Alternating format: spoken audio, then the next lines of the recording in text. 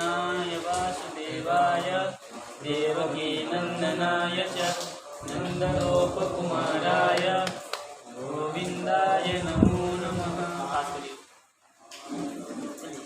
प्रमेय रत्नावली में सप्तम प्रमेय में क्या विचार था? षष्ठ में क्या था? कृष्ण प्राप्त। षष्ठ प्रमेय में जीवानां तात्पर्यम तारतम्य जीवों में भेद है ना, और एक जीवात का खंडन था। अब सप्तम प्रमेय में क्या है? प्राप्ति, मोक्ष प्राप्ति, और क्या है? कृष्ण मोक्ष का जो प्राप्ति है क्या है? कृष्ण प्राप्ति है, मोक्ष प्राप्ति, ठीक है ना। कृष्ण को प्राप्त करने से ही मोक्ष का प्राप्ति होता है, ठीक है। मतलब मोक्ष एक दृष्टि से मोक्ष में मतलब क्या था? तदंग विभजनम तदंग विभजनम मोक्ष विष्णु मोक्षम विष्णु लाभम, ठीक है ना। यही है, विष्णु को, भगवान के चरण कमल को प्राप्त करना है मोक्ष है, वही कह रहे। ज्ञात्वा देवम सर्वपाशापहानि, ठीक है ना। श्वेतासुत्र उपनिषद में कहा है देवम ज्ञात्वा, उन देव को जानकर, जान लेने से, जान लेने से, कौन से देव को?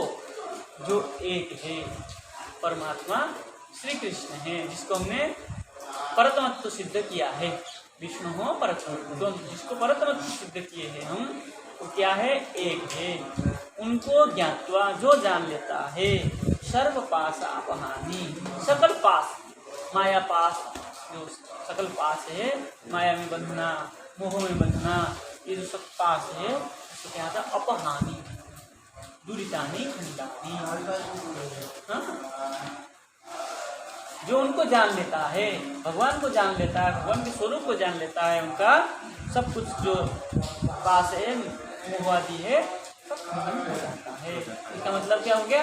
सब कुछ खंडन हो जाता है तो भगवान प्राप्त हो जाते हैं। तो मोक्ष के लिए भगवत प्राप्ति हमारा मोक्ष है। तदंग विभजनम विष्णु लाभम मोक्ष, भगवान के चरण कमल प्राप्त हो जाना ही, भगवत प्राप्त हो जाना ही हमारे यहाँ मोक्ष है। भगवत चरण कमल मतलब भगवत प्राप्त होना है।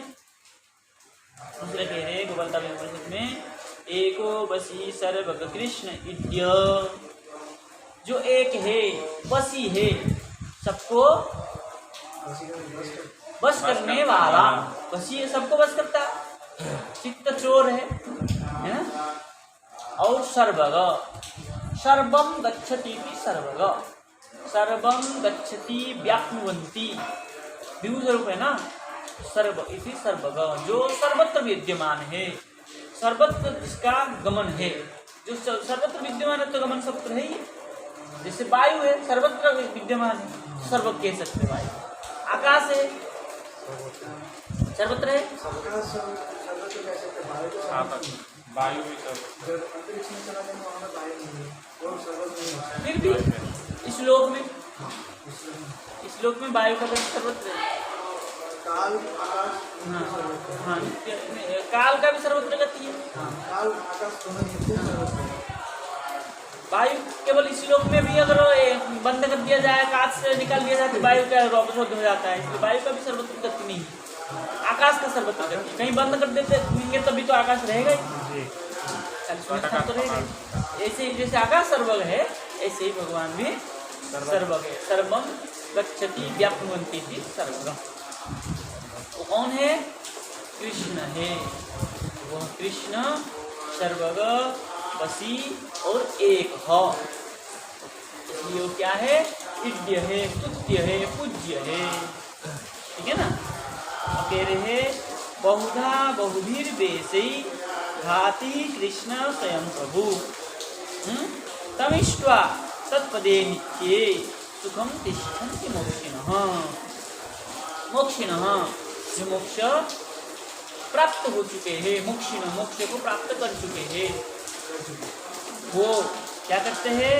बोले कृष्ण स्वयं प्रभु, कृष्ण बहुधा बहुवीर बेसई भांति, कभी राम, कभी कृष्ण, कभी नृसिंह, कभी वराह इत्यादि रूप में, बहुत रूप में भांति प्रकाश है, दिखते हैं।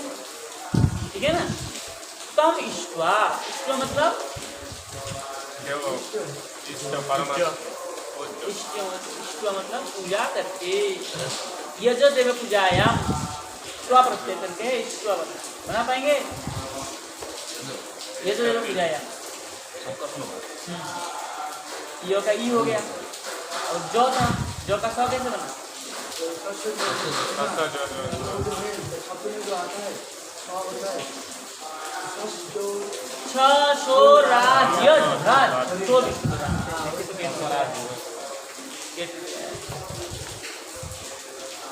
ठीक है, ईश्वर बनता है, ये तो देव पूजाएं। तत्पदे नित्यम, उनके पद में नित्य ईश्वर देव पूजा करके क्या करता है? सुखम तिष्ठति, सुखेन तिष्ठति, सुखम तिष्ठति, सुख से मोक्ष प्राप्ति करेगी। विमोक्षी है, जिसने मोक्ष को प्राप्त किया है।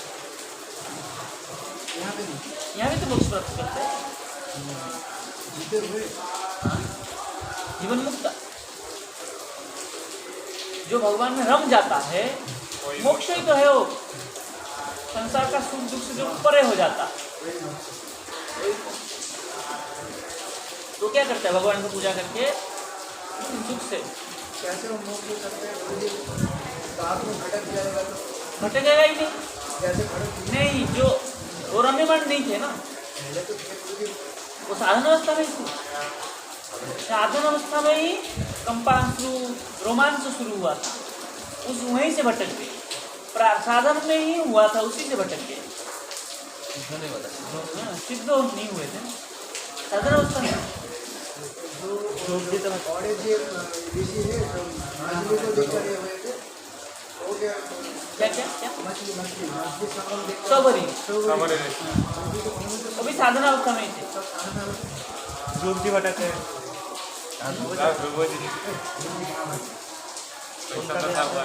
कौन नहीं? वो तो उसमें ही गए, भटके थोड़ा, वो तो शुरू में ही गए। उनका इच्छा था कि हमें वो राज्य मिले, उसके बाद में नहीं बचे। उस युद्ध करने तो उसमें गए ना, आवेश में गए। भगवान जी बोल दीजिए ना, सब कुछ करोगे बाद में मिलेगा। ठीक है ना। देखिए टीकाकार क्या कहते हैं? कृष्ण प्राप्ति है मुक्तित्वम वक्तुम आह, कृष्ण प्राप्ति से ही मुक्ति है ऐसा कहा जा रहा है। ज्ञात्वा यदि गदितार्थ, ज्ञात्वा देव सर्वपासामि, ये गदितार्थ स्पष्टार्थ है। बहुधा इति, ये दूसरे नंबर में आया ना, बहुधा बहुवीर भांति, बहुवैसे भांति, ये कह रहे बहुधा इति श्री कृष्ण उपासका नाम इव श्री रामादि उपासका नाम च मोक्ष। अगर कोई कहे कि कृष्ण को उपासना करने में मोक्ष होगा, राम को उपासना करने से मोक्ष नहीं होगा, वराह नृसिंह आदि को उपासना करने से मोक्ष नहीं होगा, वो बात नहीं है। जैसे कृष्ण को उपासना करने वाले मोक्ष प्राप्त करेंगे, ऐसे ही राम विष्णु नारायण आदि का भी उपासना करता है वो भी मोक्ष प्राप्त करेंगे। तब स्वरूप को प्राप्त करेंगे, अलग अलग है। उपासना भेद में सिद्ध, साधन भेद में सिद्ध भेद है, लेकिन मोक्ष को प्राप्त करेंगे। है ना। सुतराम तारतम्यम तो अवर्जन्यम, अगर कोई ऐसे भेदभाव करे कि हम कृष्ण का भजन करते हैं, कृष्ण का उपासना करते हैं मोक्ष हो जाएंगे, और जो उपासना राम आदि करते हैं उनको मोक्ष नहीं होगा, बोले वो अवर्जन्य है, तो क्या कर देना। ठीक है, यही हमारा सप्तम प्रमेय का था। अष्टम प्रमेय में कह रहे हैं मोक्ष हेतु, मोक्ष का हेतु मतलब कारण। मोक्ष का कारण क्या है? ये तो आपने मोक्ष बताया। मोक्षिण, मोक्षी लोग जो मोक्ष हो जाता है वो सुख में रहता है, यही तो कहा आपने। बोले सुख, उसके लिए साधन क्या है? हेतु मतलब साधन, कारण। उसके लिए साधन क्या है? बोले अथ एकांत भक्तेर मोक्ष हेतु हेतुत्वम। ठीक है ना। मोक्ष में जो कारण क्या है वो कह रहे हैं, क्या कह रहे थे, पहले भक्ति का लक्षण कह रहे हैं, ठीक है। क्या कह रहे हैं, भक्ति रस्य भजनम तद यह मूत्र उपाधि नैरास्येन अमुस्मिन् मन कल्पनम तदेव निष्कर्म्यम। ये क्या है, निष्कर्म भक्ति का स्वरूप है। गोपाल तात्पर्य में कहा है, भक्ति ही अस्य भजनम, जिसका भजन क्या है, भक्ति ही है। भगवत प्राप्ति के मुख्य कारण क्या है, भक्ति है।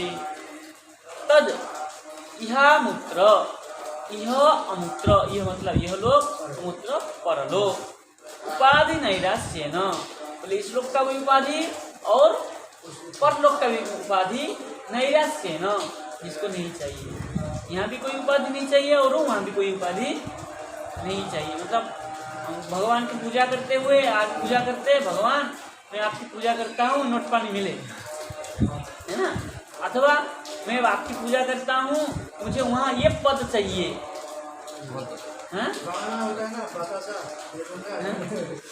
नहीं, उपासना करके जो मांगते हैं ना, पद संपत्ति ऐश्वर्य आदि चाहते हैं, तो वहाँ जो निष्काम भक्त रहता है वहाँ भी पद नहीं मांगता, केवल मांगता है भगवान आपके चरण कमल में ही निवास। ये नहीं मांगता कि ललिता का पद दे दो, कि राधिका का पद दे दो, ऐसा पद नहीं मांगता, वो कामना भक्ति हो जाता है। कुछ मांगा मतलब कामना, निष्काम नहीं रहा। इसलिए उपाधि नैराश्य न, उपाधि के निराश मतलब आशा रहित होकर के, अमुस्मिन मन, अमुस्मिन अपना मन, अस्मत् शब्द से अमुस्मिन बनेगा, अदर शब्द से अस्मत् क्या नाम, अदर शब्द मतलब क्या प्रयोग, कहाँ प्रयोग होता है,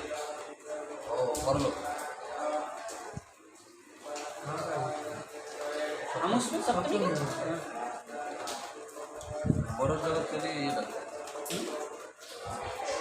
अदस का मतलब क्या है,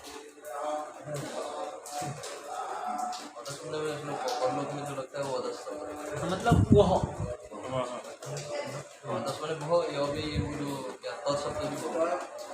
तत्शब्द तो यह, यद, यद मतलब यत्र बनता है ना, यद शब्द से ही यस्मिन यत्र बनता है ना, यत्र वहाँ, नहीं यत्र तद्धित सप्तम बनता है ना, सप्तम या पंचम या त्रस्य बनता है, ठीक है ना। तो अमुस्मिन मन कल्पनम है ना, जो मन कल्पना तदेव निष्क्रियम, मन की कल्पना ही तो है, भगवत जो मानसिक पूजा है अथवा पूजा उपासना, ये क्या है, मन का कल्पना ही तो है। आशा रखना और निराशा होना है क्या, मन का कल्पना ही है। हम चाहने से मिलने वाला नहीं है, नहीं चाहने से छूटने वाला नहीं है।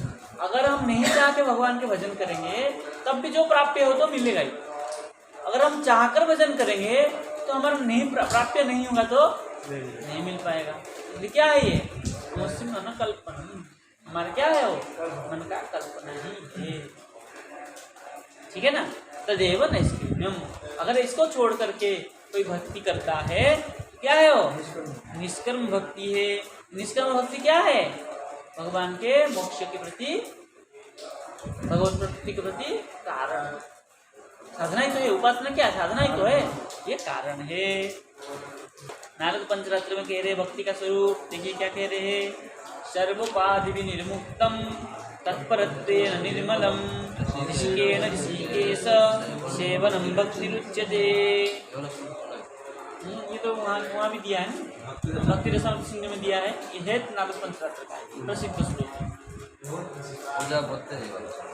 हाँ बहुत लोग बोलते हैं, बहुत जगह में उसका व्याख्या है, लेकिन सरल है, इसका कोई कठिन व्याख्या नहीं है। सर्वोपाधि विनिर्मुक्तम, उपाधि सकल उपाधि से विनिर्मुक्त होकर के तत्परत्व निर्मल, तत्परत्वेन निर्मलम, भगवत परत्वेन निर्मल होकर के हृदय को निर्मल बना के तत्पर हो जाना। और क्या होना, ऋषि के न, ऋषिकेण मतलब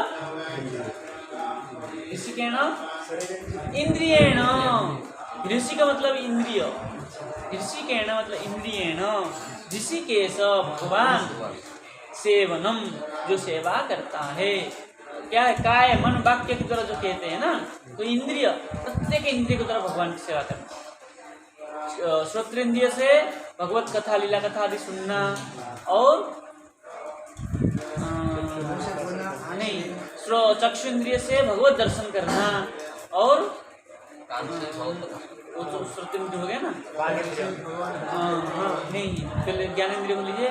घ्राणेन्द्रिय से भगवत वस्तु को ही ध्यान लेना, सुगंध लेना, ठीक है ना, भगवान के पुष्पों का सुगंध लेना है, तुलसी का सुगंध लेना है, भगवान का सुगंध। एक एक व्यक्ति होते हैं मंदिर में जाके आंख बंद करके बता देंगे राधा रमन का सुगंध। हाँ, आप अगर दिल्ली में राधा रमन जाएंगे और वहां से कोई व्यक्ति आधा घंटा बैठ के आएगा तो आपको पता चल जाएगा राधा रमन जाके आया।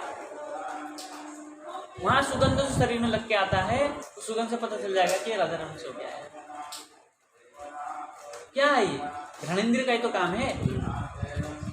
तो घ्राणेन्द्रिय हमारा इतना रम गया उस सुगंध से, भगवान की सुगंध से, कि वो सुगंध हाथे ही पता चल जाएगा ये राधा रमन का सुगंध। जमुना जी का भी सुगंध है अभी नहीं, जब वो पानी भरता है तब एक प्राकृतिक सुगंध आता है, दिल प्रफुल्लित हो जाता है। और पानी कम हो तो उसी सुगंध को पाना है आपको, तो ये देवरिया बाबा से थोड़ा आगे चले जाइए, हाँ उस साइड जाएंगे तो स्वच्छ जल होता है और जमुना जी की सुगंध होता है। वो जल के अंदर जाने पर सुगंध मिलता है, और जो पानी भरता है, जमुना जी भर जाता है, तब ये परिक्रमा मार्ग में ही आपको सुगंध पता चल जाएगा कि जमुना जी कितना दिव्य सुगंध है।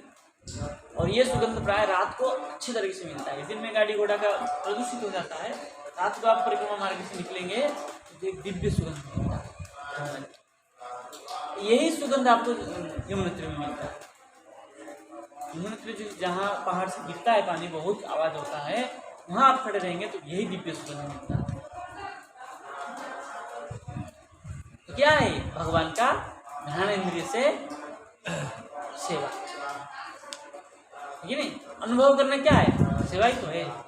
और क्या है, रसनेन्द्रिय से भगवत प्रसाद को ही पाना है ना, और मुंह से भगवान के लीला कथा आदि को ही कहना है ना, गुण कीर्तन लीला कीर्तन, लीला गुण आदि कीर्तन करना। और श्रोत्रेंद्रिय से, और क्या कहते हैं, त्वगिंद्रिय से भगवत भक्तों को ही स्पर्श करना, दंड प्रणाम आदि करना, चरण स्पर्श करना, पैर दबाना, ठीक है नहीं, सेवा करना। ये क्या है, जो इंद्रियों के द्वारा, मन भी इंद्रिय है, एकादश इंद्रिय मन भी इंद्रिय है, मन से भी, मन में ही भगवान को ही बिठा के रखना हमेशा।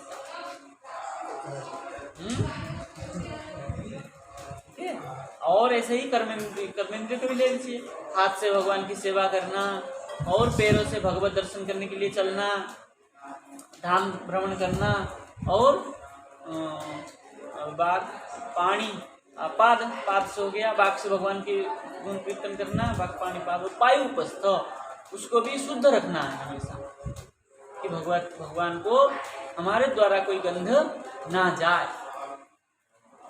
क्यों, हम मंदिर में ठाकुर जी के पर दर्शन करने गए और दवाई निकाल दी, दुर्गंध हो गया, परिवेश दूषित हुआ, तो भगवान प्रीति थोड़ा होगा। तो इसलिए हम हमेशा स्वच्छ होकर, शुद्ध होकर के ही मंदिर में जाना चाहिए, कि हमारे शरीर से कोई गंध आदि ना जाए। ठीक है, ये क्या है, प्रत्येक ऋषिकेण, प्रत्येक इंद्रियेण ऋषिकेशम, भगवान के सेवा करना चाहिए।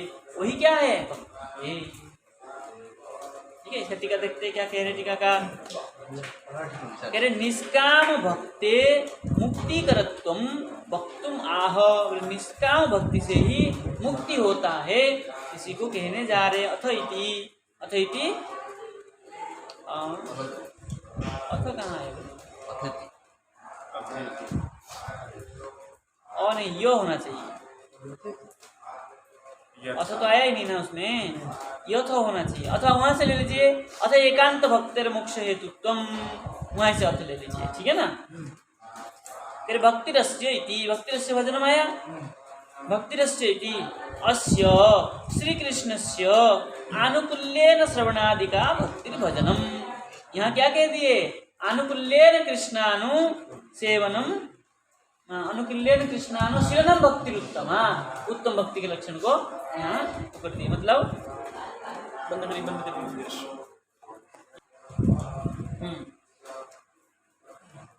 तो अनुकूल्येन श्रवणादि का भक्ति भजनम, यहाँ क्या कहा था, मनकल्पनम, ये तो कहा था अमुस्मिन मनकल्पनम, कल्पनम में तदेव निष्क्रम, निष्क्रम भक्ति था। तो अनुकूल्यन, अनुकूल्यन मतलब भगवान के अनुकूलता हो करके, अपने अनुकूलता नहीं, हम कुछ भी करें भगवान के प्रीति के लिए ही करें, अपने प्रीति के लिए नहीं, उसमें ही हमारा प्रीति हो जाता है। पुत्र को सुखी देख करके माता अपने आप सुखी हो जाती है, अपने सुख के लिए कुछ नहीं करती है माता, पुत्र के सुख के लिए सब कुछ करती है और उसी से माता सुखी हो जाती है। पुत्र की सुख देख करके अपना दुख भूल जाती है। ऐसे ही भगवान जो है, हम अगर भगवान की सेवा करते हैं, भगवान प्रसन्न देख करके, भगवान के श्रृंगार अच्छे देख करके अपने मन अपने आप खुश हो जाता है, ठीक है ना। इसी को क्या कहते हैं, इसी को निष्काम भक्ति कहते हैं। अतः अमुस्मिन् कृष्णे मनः कल्पनम चित्तानुरंजनम च, चिंता चित्तानुरंजन, चिंता कैसा गलत हो जाएगा ना, चित्त मतलब मनमानी जो चित्त है हमारे, चित्त का अनुरंजन होता है, मतलब आनंदित प्रफुल्लित हो जाता है। मनः कल्प्यते अनुरंजते अर्प्यते अनेन इति निरुक्ते है, निरुक्तिकार कहते हैं मनः कल्प्यते, मन का कल्पना के द्वारा, कल्प्यते मतलब कल्पना से, अनुरंजते कल्प्यते मतलब अनुरंजते, मन का जो अनुरंजन है, आनंद है, उसी को अर्पण से, अनेन, अनेन मतलब क्या हो जाता है, ये मन कल्पनम जो कहा ना, अनेन मन कल्पनम, कल्पना से अनुरंजित हो जाता है। हाँ, आनंद प्राप्त कर लेता है, ये ठीक है ना। इति निरुक्ते तादृश श्रवणादि को, श्रवणादि हेतु को भाव तद इत्यर्थः। बोले तादृश श्रवणादि, जो कथा भगवान के कथा लीला कथा आदि श्रवण से क्या हो जाता है, मन को, मन प्रफुल्लित तो होता है, मन कल्पना वही तो है मन कल्पन, तो तादृश भाव इत्यर्थः। बोले उत्तमात् तो सिद्ध है, उत्तम भक्ति की सिद्ध है, तद यह इति, उत्तम भक्ति को प्राप्त करने के लिए यह आवश्यक है। बोले यह लोके परलोके, ये क्या था, यह मूत्र था ना, तद यह मूत्र, तद यह इति, यह लोके परलोके च उपाधि नैराश्य न, इस लोक में और परलोक में क्या हो जाता है, उपाधि शून्य हो करके कृष्ण अन्य फल अभिलाष, ठीक है ना, राहित्य न, कृष्ण भिन्न और कोई कुछ नहीं चाहिए मुझे, केवल क्या चाहिए, चाहिए तो कृष्ण ही चाहिए, सेवा चाहिए तो कृष्ण की सेवा, श्रवण करने तो कृष्ण की श्रवण, कुछ भी कह रहे हम, कृष्ण ही हमें चाहिए। ऐसा हमारा क्या होना चाहिए, नैरस्य होना चाहिए, मतलब निरस्ता होनी चाहिए, और किसी में केवल कृष्ण में ही। यह लोग क्या कह रहा था, यह मूत्र उपाधि नैराश्य न, इस लोक और परलोक का जो उपाधि है उससे निराश, उपाधि नैराश्य न, उपाधि को ना चाहते हुए कि हम ये उपासना किया तो ये चाहिए और उपासना किया तो वहाँ वो चाहिए, ऐसा उपाधि से निराश होकर चाहिए तो क्या चाहिए, कृष्ण एवं चाहिए, कृष्ण अन्य फल अभिलाष है, कृष्ण भिन्न और कोई फल की आवश्यकता नहीं है। ऐसा सोच करके तन्मात्र स्पृहया जायमानम इत्यर्थ, तन्मात्र भगवान ही हमारे स्पृहा है, चाह है, ऐसा जानना चाहिए, उत्पन्न होना चाहिए, तब वो क्या होगा, निष्क्रम भक्ति होगा। एतदेव निष्क्रम्यम, यही क्या है, हमारा निष्काम भक्ति है, निष्कर्म्य है। आनुसंगेन मोक्षकरम इत्यर्थ, अगर ऐसी का कोई अनुसंग करे क्या है, निरंतर चिंतन करे तो क्या हो जाएगा, मोक्ष को प्राप्त करेगा। इसलिए ये क्या है, निष्कर्म भक्ति मोक्ष के प्रति कारण है। ठीक है, आगे आके कह रहे सर्वोपाधि इति सर्वैहि उपाधिभिः कृष्ण अन्य विलासैहि विनिर्मुक्त। ठीक है ना, सर्व उपाधि कृष्ण भिन्न अन्य अभिलाष, भगवान को छोड़ करके और कुछ भी चाहना क्या है हमारे, अन्य अभिलाष है। और निर्मलम कर्मादि अनावृतम, कि हम ये कर्म किए तो ऐसा कर्म करेंगे तो हमको स्वर्ग मिलेगा, ऐसा कर्म करेंगे तो भगवान प्रसन्न होंगे, ऐसा नहीं। जो कुछ करना है भगवान के लिए ही करना है, निर्मल होके कर्म करना है। अनाविलम,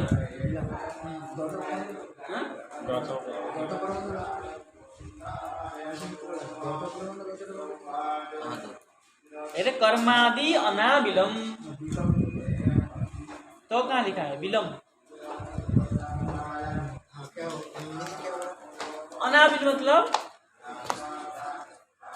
क्या कहते हैं, आदि नहीं, आप कर्मादि अनाविलम, कर्मादि का नहीं, निर्मल, अनाविलम मतलब कर्मादि से छूट मुक्त, हाँ कर्मा अनाविलम, आविलम क्या है युक्त, अनाविल अयुक्त मुक्त,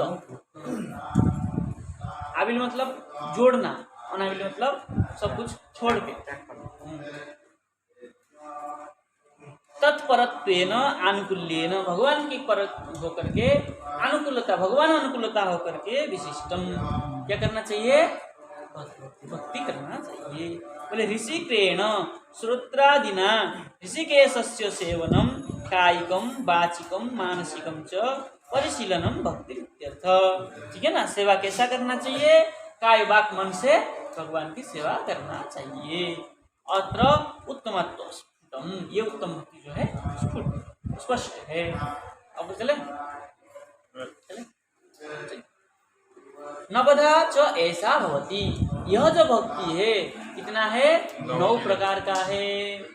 ठीक है, क्या क्या है, प्रसिद्ध है श्रवणम कीर्तनम विष्णु स्मरणम पाद सेवनम अर्चनम वंदनम दास्य सख्य महात्मा निवेदनम इति पुंसार्पिता विष्णु भक्ति से नवलक्षणा, ये 9 लक्षण भक्ति का है। ठीक है ना, ये तो स्पष्ट है, इसमें ज्यादा व्याख्या करने की आवश्यकता नहीं है। श्रवण भक्ति, कीर्तन भक्ति और स्मरण भक्ति, पाद सेवन भक्ति, अर्चना, वंदना, दास्य, सख्य और आत्मनिवेदन, ये 9 भक्ति जो है ये सर्वत्र प्रसिद्ध है। इति पुंसार्पिता विष्णु, इस प्रकार के विष्णु हो पुरुष अर्पिता, भगवान पुरुष जो है भगवान को अर्पित करके क्या करता है, इस प्रकार ये 9 प्रकार की लक्षण 9 भक्ति करता है। ठीक है ना, और क्या कह रहे हैं, क्रियते भगवत्याद्धा तन्मन्ये अदित, क्या है, दीतमुत्तमम, भगवत्याध्या, भगवती अद्धा, अद्धा मतलब साक्षात, भगवान साक्षात क्या करते हैं, तन तत् क्या है,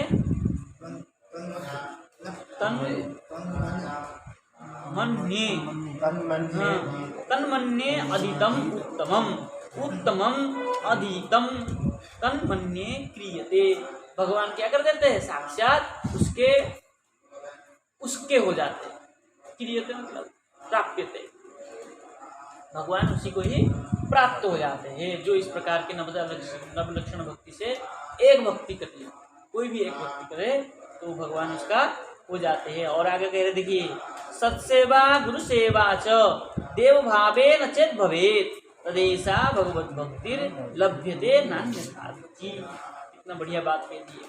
बोले सत्सेवा, सत्सेवा मतलब साधु वैष्णव सेवा, गुरु सेवा, गुरु जी के सेवा से जो देव भावेन, और चेत चेत, यदि कोई भगवान की तरह साधु और गुरु, साधु वैष्णव और गुरु की सेवा करता है, तब तद ऐसा भक्ति भगवत भक्ति लभ्यते, इस प्रकार भगवत भक्ति को प्राप्त करता है। न अन्यथा क्वचित, वहाँ अन्यथा होने की संभावना है ही नहीं। ठीक है ना? एक स्लोगन यशोदय परावत के यथा वो महात्मा लोग कहते हैं, वो बात अलग कह रहा, वो पहले लाइन तो ठीक है, दूसरी लाइन इसमें कुछ अलग कह रहे हैं ना। वो केवल गुरु जी के लिए है, यहाँ सत्सेवा भी है, साधु वैष्णव के लिए भी ले लिया इन्होंने। यहाँ पे बोले देवता और गुरु में कोई भेद नहीं है, जैसे देवता है ऐसे ही गुरु है, लेकिन यहाँ और एक जोड़ दिया ना, सत्सेवा मतलब सताम, सताम मतलब साधु एवं वैष्णवानम, है ना। देखिए टीकाकार क्या कह रहे हैं इसमें, कह रहे हैं तद भेदान आहो, उनका जो भेद है श्रवणादि जो भेद है उसको कह रहे श्रवणमिति ऐसा नवलक्षणा भक्ति, इस प्रकार नवलक्षणा भक्ति अर्पित एवं भगवान को अर्पण करते ही पुंसाहा पुरुष जो है क्या करता है, भक्ति लभ्यते क्रियते न तो कृत्वा अर्पिता, ऐसा भक्ति करके अर्पण करना नहीं है, इस प्रकार भक्ति को ही अर्पण कर देना। ठीक है ना? भक्ति करके भगवान को अर्पण करना। भगवान के कथा को सुना, फिर भगवान को हमने कथा सुन लिया, तुम तुम्हारा कथा ले लो, हम मुक्त हो गए, है ना। मन में कुछ रखा नहीं, ऐसा नहीं बोले। इस प्रकार भक्ति जो है भगवान को अर्पण करना है, मतलब अपने को ही भगवान को दे देना। भगवान की कथा सुन के भगवान के हो जाना ही क्या है, भक्ति का लक्षण है। आत्मनिबंधन क्या है, अपने सब कुछ भगवान को समर्पण कर देना। श्रवण करना मतलब भगवान के सब कुछ श्रवण करना है। इसका मतलब हमने श्रवण किया, भाई तुम्हारा कथा श्रवण किया, तुम ले लो, बस हमको कुछ पता नहीं है। कथा में गए, कथा सुने, पल्ला झाड़ के आगे बोले हम कथा सुने और तुम्हारा कथा तुमको दे के चल रहे, ऐसा नहीं। न तू अर्पित, अर्पण करके नहीं, अपने को समर्पण कर, अपने स्वयं को अर्पण करके पुंसा अर्पित है, पुंसा क्रियते, अपने आप को अर्पित करके करना चाहिए, भक्ति करना चाहिए। तत्रापि अद्धा साक्षात एव, अद्धा मतलब साक्षात एव, तब साक्षात जो है क्या हो जाता है, भगवान प्राप्त होता है। न तो फलांतर इच्छा, फल की इच्छा नहीं रखना चाहिए। अपने को भगवान को समर्पण कर दिया तो फल की इच्छा क्या है। जब हम गुरु आश्रम में समर्पित हो गए तब हमको आशा नहीं रहता है ना कि हम यहाँ पे ठाकुर जी की सेवा कर रहे तो हमको महीना तनख्वाह मिलेगा, तो नहीं सोचते हैं ना। क्यों? कि हम यहाँ समर्पित हो गए। जैसे हम घर में रहते हैं, घर झाड़ू लगाते हैं अपने स्वयं के, तो कभी सोचते हैं कि हम झाड़ू लगा रहे हैं हमको तनख्वाह मिलेगा, नहीं सोचते हैं ना। क्यों? हम वहाँ समर्पित है, घर हमारा है। ऐसे ही जब भगवान को हम समर्पित हो जाएंगे, भगवान हमारे हो जाएंगे, तब हम उनको पूजा करके आशा नहीं रखेंगे हमको तनख्वाह मिलेगा, कुछ पूंजी मिलेगा कि हम भगवान की सेवा किए पैसा मिलेगा, ऐसा आशा नहीं रहता। इसलिए अपने आप को समर्पित कर देना चाहिए। बोले फलांतर इच्छा व्यवधानेन क्रियते चेत, अगर कोई फला इच्छा की रखता है, यदि कोई फलांतर इच्छा रखता है, तत् उत्तम अधीतम उत्तम भक्ति रीति क्या है, अहम न मन्ये, न पहले है ना, न बुलाइए, कह रहे फलांतर इच्छा व्यवधानेन व्यवधानेन क्रियते चेत, अगर फलांतर इच्छा कोई रखता है, व्यवधान मतलब स्पेस रखता है कि हम फल भगवान की सेवा कर रहे कुछ मिलेगा, तब उत्तम अधितम उत्तम भक्ति रीति अहम न मन्ये, हमेशा नहीं मानते हैं। कौन कह रहा है ये? प्रहलाद जी कह रहे हैं। किसको? अपने पिता को। हाँ, सतोस्कंद का है ना ये, ठीक है ना। भक्ति लभ्यस्य हेतु आहो सत्सेवते, सत्सेवा से ही क्या है, भक्ति लाभ का कारण है। मतलब भगवान की भक्ति को प्राप्त करना है, गुरु साधु वैष्णवों की सेवा करनी चाहिए। इसलिए भंडारा देते हैं। भंडारा से भगवान प्रसन्न होंगे, भक्त प्रसन्न होंगे, और भक्त प्रसन्न से हमारा भक्ति लभ्य होगा। भक्ति प्राप्त करने के लिए क्या करना चाहिए? साधु सेवा आदि करना चाहिए। अगर साधु सेवा क्या, इतना साधु इस संसार में पैर दबा नहीं सकते, बोले इनको खिला के दक्षिणा प्रसाद वस्त्र आदि दान करके इनको प्रसन्न करना है, भगवान प्रसन्न होना है, भगवान प्रसन्न होना है, भक्ति को प्राप्त करना है। इसलिए हम क्या करते हैं? साधु सेवा वैष्णव सेवा आदि करते हैं। और गुरु सेवा तो गुरु जी की तो सेवा करते ही है, चरण सेवा आदि करते हैं, गुरु जी के सब प्रकार की सेवा करते ही है ना। तो आज इतने देन देते हैं। कल अतिथि देवो भवो, मातृदेवो भवो, पितृदेवो भवो, आचार्य देव भवो की उसके ऊपर थोड़ा सा व्याख्या विचार करेंगे। ठीक है, जय जय श्री राम। ये वाला श्लोक तो पल्ला